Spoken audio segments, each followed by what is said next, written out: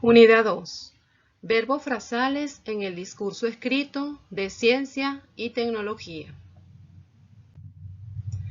En esta unidad estudiaremos los verbos frasales, es decir, su definición y la formación de ellos. Verbos frasales, definición.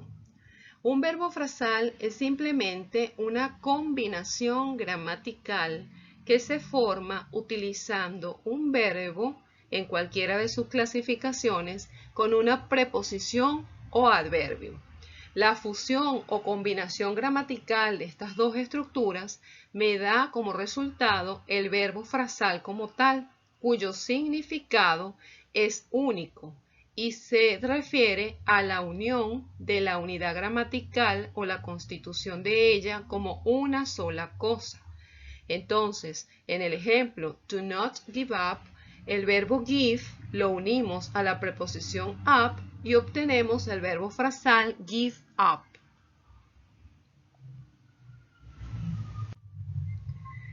La formación de los verbos frasales es simplemente la fusión, la combinación o la unión de un verbo en cualquiera de sus clasificaciones, sea regular o irregular, transitivo o intransitivo, y conjugado en cualquier tiempo verbal, más una preposición que puede ser de orden o referida al lugar, a tiempo, a dirección, es decir, una preposición en cualquiera de sus clasificaciones.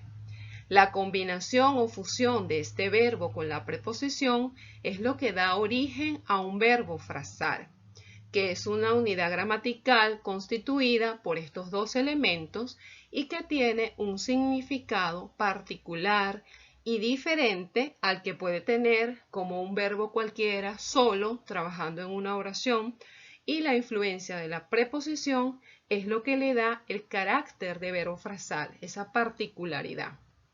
Cabe resaltar que en nuestro idioma español este tipo de estructuras gramaticales no existen. En inglés estas estructuras son ampliamente utilizadas en los diferentes contextos. Por ello es importante que el estudiante sepa identificar los verbos frasales, saber cómo se forman, cómo se constituyen y especialmente saber otorgarle el significado apropiado dependiendo del contexto. Veamos algunos ejemplos.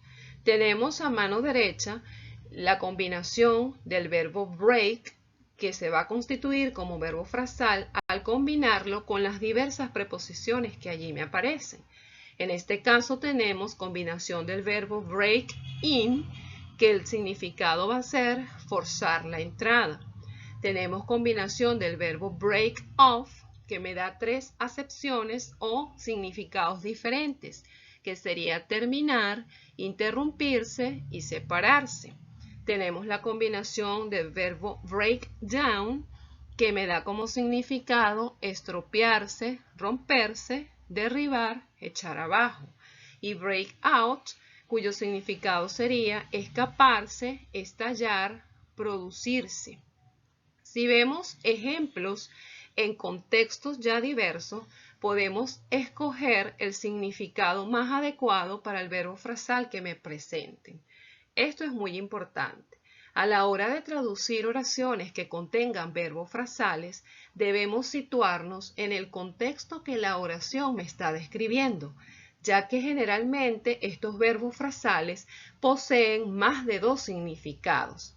Entonces, ¿cómo escoger el significado más adecuado? Según lo que la oración en su contexto me esté describiendo. Veamos el primer ejemplo. Tenemos una imagen de una laptop con el monitor o la pantalla un poco deteriorada. La oración dice, "The laptop has broken down".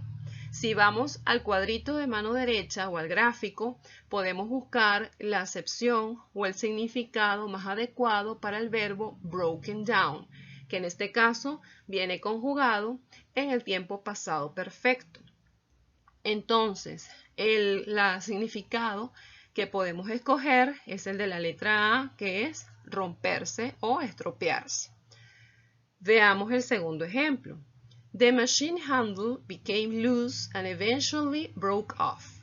Hacemos lo mismo, observamos las definiciones o los significados del verbo break off, que en nuestra oración está conjugado y está en pasado y pasado simple. Entonces observamos los significados y escogemos la última opción, que es separarse, ya que es el significado más adecuado conforme al contexto que nos está describiendo la oración.